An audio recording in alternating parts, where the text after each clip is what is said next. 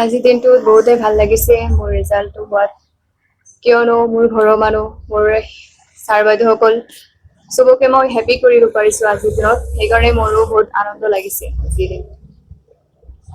কেইটা বিষয়ত লেটাৰ? মোৰ গোটেইকেইটা বিষয়তে লেটাৰ আছে। বিজ্ঞান শাখাত আছে। বিজ্ঞান শাখাত। ভৱিষ্যতে কি হোৱাৰ মন আছে? মই এজন ডক্তৰ হ'ব বিচাৰো, মানুহক সেৱা কৰিম বুলি ভাবিছো আগন্তুক দিনত। কি নাম? সুহানা ৰহমান। ঘৰ ক'ত? চিঙাৰী। কোনখন স্কুলত কলেজত পঢ়িছিলা? প্ৰস্তুতি ইণ্টিগ্ৰেটেড একাডেমি। আজি যি চমক ফলাফল হ'ল, বিজ্ঞান শাখাত ফলাফল হ'ল, ইয়াৰ সম্পূৰ্ণ কৃতিত্ব কাক দিবা তুমি?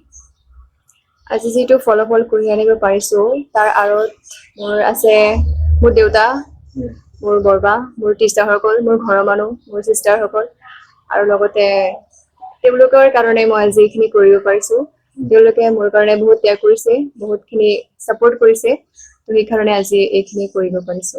বিশেষকে মোৰ দেউতা বহুত কষ্ট কৰিছে মোৰ কাৰণে, আৰু মই যেতিয়া যিটো বিচাৰিছো কেতিয়াও মোক হেৰি কৰা নাই, ইমিডিয়েটলি সেইটো দিছেই মোক, আৰু সেইকাৰণে মই ক'ব পাৰিছো, আৰু মোৰ দেউতাৰ সপোন পূৰণ কৰিব বিচাৰো মই।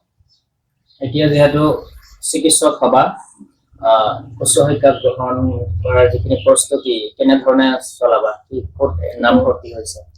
মই আজমল হোজাই তাত এডমিশ্যন লৈছো, কোচিঙৰ কাৰণে চিন্তা কৰিছো, তাতে পঢ়িম বুলি ভাবিছো।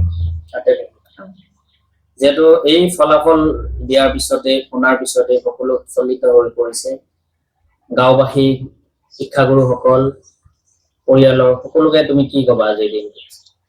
আজিৰ দিনটোত মানে মোৰ ৰিজাল্টটো লৈ বহুত সুখী হৈছে, আনন্দিত হৈছে, সেইটো চাই মোৰো ভাল লাগিছে, আনন্দিত কৰিব পাৰিছো, আৰু আগন্তুক দিনৰ যে তেওঁলোকক কেনেকুৱাকে আনন্দ দিব পাৰো, তেওঁলোকক সেইটোৱে কম, মোক আশীৰ্বাদ কৰক, আগলৈ যাতে আগবাঢ়ি যাব পাৰো সেইটো।